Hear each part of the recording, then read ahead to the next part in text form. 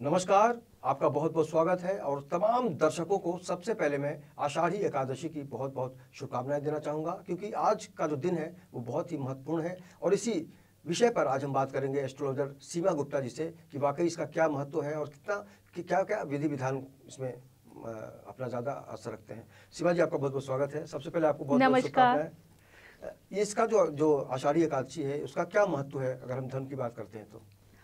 पहले तो मैं दर्शकों को आषाढ़ी एकादशी की बहुत बहुत शुभकामनाएं देती हूँ और उनके लिए ये शुभकामना रखती हूँ कि 4 महीने तक श्री हरि विष्णु भगवान अपने शयन में रहेंगे, तो वो अपने जीवन में किस तरीके से 4 महीने में लाभ पा सके इसके बारे में आपको मैं बताऊंगी। लेकिन इसके पीछे जो एक कहानी है कि श्री हरि विष्णु क्यों शयन में चले जाते हैं, क्यों 4 महीने तक सोते हैं, इसके पीछे ना एक बहुत अच्छी कहानी है।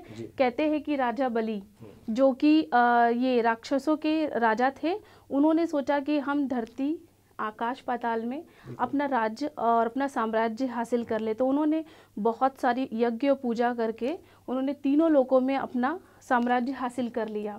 अब इंद्र भगवान ये देखकर डर गए कि हमारा तो सिंहासन चला गया। उन्होंने श्री हरि विष्णु से प्रार्थना की और उनसे कहा कि अभी राजा बलि इतना बलशाली हो गया, अब उसको हम कैसे हरा सकते हैं। तो श्री हरि विष्णु ने 52 रूप लिया, जो छोटे से बच्चे का आपको पता होगा कि, तो उन्होंने उनका रूप लिया और राजा बलि के पास चले गए और भिक्षा मांगने लग गए। तो उन्होंने कहा कि मुझे भिक्षा में 3 वरदान चाहिए। राजा बलि कहने लगे ठीक है, आपको क्या चाहिए आप मांग लो।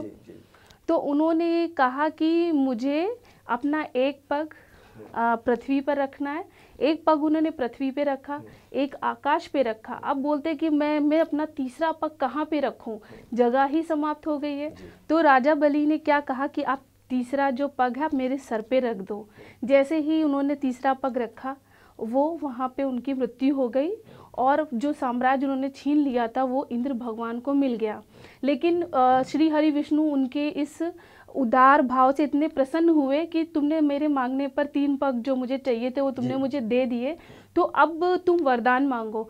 तो उन्होंने क्या कहा राजा बलि ने कि आप मेरे यहाँ पर यानी पाताल लोक में ही निवास करें और आप कहीं नहीं जाएंगे। अब विष्णु भगवान ने कहा कि वरदान देंगे, तो उन्होंने कहा कि ठीक है, मैं यहाँ पाताल लोक में रहूँगा। वो पाताल लोक में रहने लग गए। अब सारी सृष्टि जो है वो थोड़ी डिस्टर्ब हो गई, क्योंकि जब विष्णु भगवान जो हमारे सृष्टि को चला रहे हैं वो डिस्टर्ब हो गई। फिर माँ लक्ष्मी कहने लगी कि बिना पति के वो नहीं रह सकती थी, पूरा सृष्टि जो है डिस्टर्ब हो गया, भगवान सारे डिस्टर्ब हो गए। तो उन्होंने क्या किया कि जो माता लक्ष्मी थी उन्होंने एक गरीब महिला का रूप धारण किया और राजा बलि के पास भिक्षा मांगने के लिए गई। उन्होंने कहा कि आपको मैं अपना भाई बनाना चाहती हूँ और मुझे आपको राखी बांधनी है। उन्होंने राखी बांधी तो राजा बलि कहने लगे अब मैं आपको क्या दूँ। तो उन्होंने कहा कि मुझे बस ये चाहिए कि आप जो श्री हरि विष्णु हैं उन्हें आप मुझे वापस कर दीजिए। अब वो राखी बंधा चुके थे, भाई होने के नाते बहन को तो देना ही था। उन्होंने कहा कि ठीक है, आप आपके पति को लेके जा सकते हो, लेकिन मैं ये चाहता हूँ कि वो यहाँ पर भी रहें। तो श्री हरि विष्णु ने कहा कि आज से यानी आषाढ़ी एकादशी यानी शुक्ल पक्ष की एकादशी से कार्तिक एकादशी तक मैं यहाँ पर रहूँगा। 4 महीने का जो अवधि है यहाँ पर वो पाताल लोक में रहेंगे और जो 8 महीने वो सारी सृष्टि को देखेंगे। तो इसके पीछे की ये कहानी है कि इसलिए श्री हरि विष्णु को पाताल लोक में जाके रहना पड़ता है, क्योंकि वो अपने वचनबद्ध है। यही कारण है कि क्या शुभ काम नहीं करते 4 महीने? हाँ, क्योंकि कहते हैं कि हमारे शुभ कामों में श्री हरि विष्णु का होना बहुत जरूरी है। इसलिए शादी नहीं होते हैं, हम नए घर नहीं लेते हैं, हम कोई भी शॉप ओपन नहीं कर सकते हैं, संस्कार जो होते मुंडन है या फिर जनेऊ संस्कार है, हाँ वो नहीं करना चाहिए 4 महीने। कहते श्री हरि विष्णु अगर वो शयन में यानी वो सो रहे हैं तो यानी आपका वो काम पूर्ण नहीं होगा, इसके लिए नहीं करना चाहिए। लेकिन इसके पीछे एक और भी अच्छी चीज़ है कि जब श्री हरि विष्णु जी अपने शयन में रहते हैं तो उनके जो पूरी हमारी सृष्टि को देखने वाले वो शिव जी आ जाते हैं।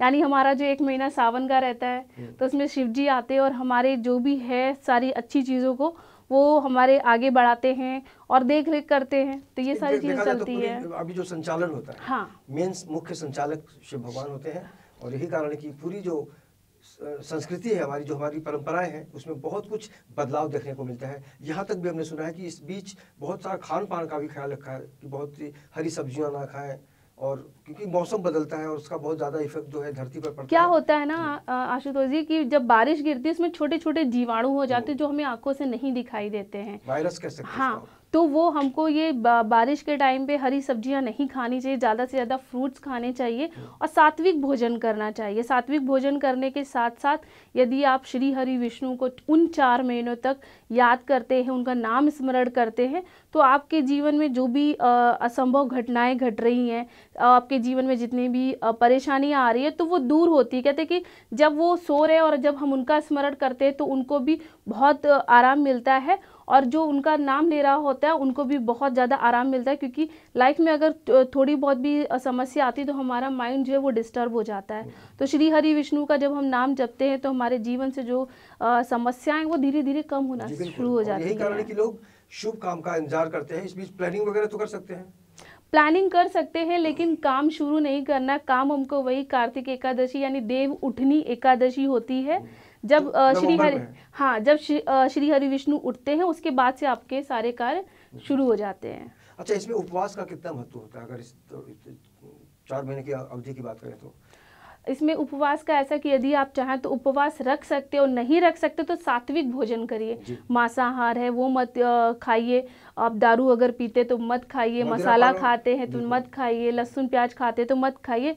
इसमें एक नियम क्या होता है कि सात्विक मतलब कि हम सात्विक भोजन ही नहीं देखते, हमारा मन भी सात्विक होना चाहिए। हमारे लिए हम किसी के लिए गुस्सा ना करें, द्वेष भाव ना रखें। अगर ये भी हम करते हैं तो इससे भी बहुत ज़्यादा लाभ होता है। हाँ, बिल्कुल लाभ होता है, क्योंकि हमारा खान पान के साथ में हमारा मन अगर सात्विक है तो उसका जो असर होता है ना और लोगों पर बहुत अच्छा पड़ता है। आपका ऑरा अच्छा होता है, जब आप किसी से बात करते हैं तो उसका इम्पैक्ट बहुत अच्छा आता है, लोग आपकी तरफ आकर्षित होते हैं क्योंकि आपका ऑरा क्लीन हो रहा है जी। तो जब ऑरा अच्छा होगा तो लोग आपकी तरफ आकर्षित होंगे।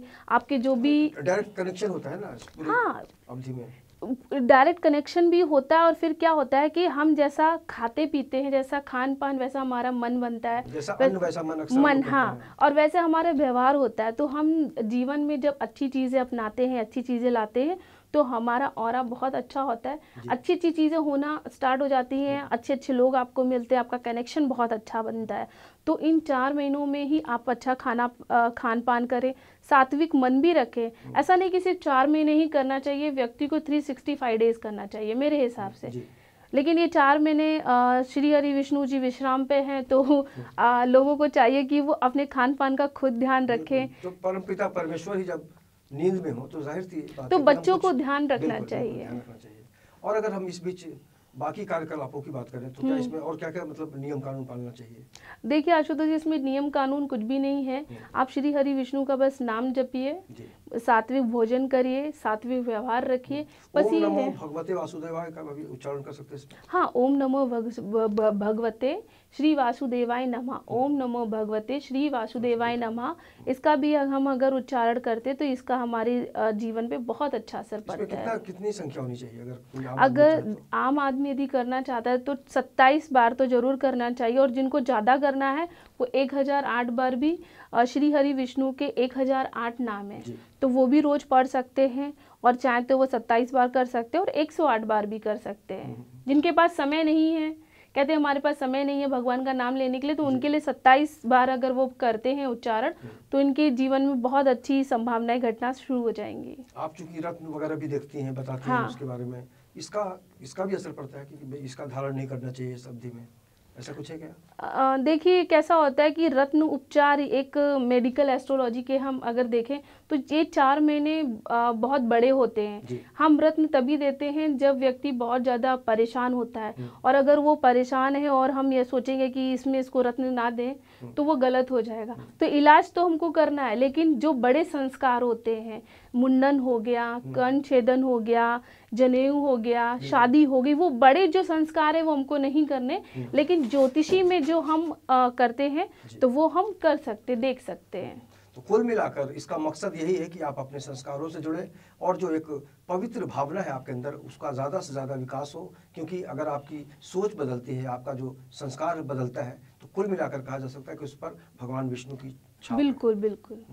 कहते कहते हैं कि श्री हरि विष्णु जो है पूरी सृष्टि, यानी हमको जो भी जीवन में लाइफस्टाइल हमारी लग्जरी हमको चाहिए तो वो श्री हरि विष्णु ही देखते हैं। तो श्री हरि विष्णु का नाम लेना बहुत अच्छा है। चरणों में लक्ष्मी का वास हो। हाँ, तो समझा जा सकता है कि हाँ, तो लक्ष्मी वही आएगी जहाँ पे श्री हरि विष्णु है।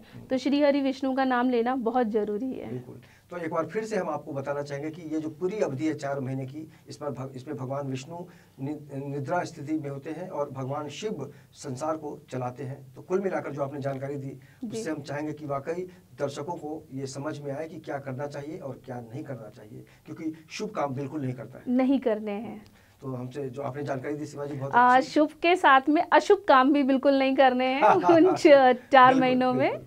जो भी कीजिए अच्छा कीजिए, और जो अच्छा करता है हमेशा अच्छा ही होता है। हमसे जुड़ने के लिए बहुत बहुत शुक्रिया आपका। और तो निश्चित रूप से कहा जा सकता है कि ये जो अवधि है उसमें आप अपना ख्याल किस तरह से रख सकते हैं, खासकर वैचारिक स्थिति में, और साथ ही साथ सात्विक बहुत होना ज़रूरी है, क्योंकि अगर आप सात्विक होंगे तो आपकी जो दिनचर्या है उसमें बहुत सारे बदलाव आएंगे। इस खास पेशकश में इतना ही। बाकी की खबरों के लिए आप देखते रहिए N24 न्यूज़ और मुझे दीजिए इजाज़त। नमस्कार।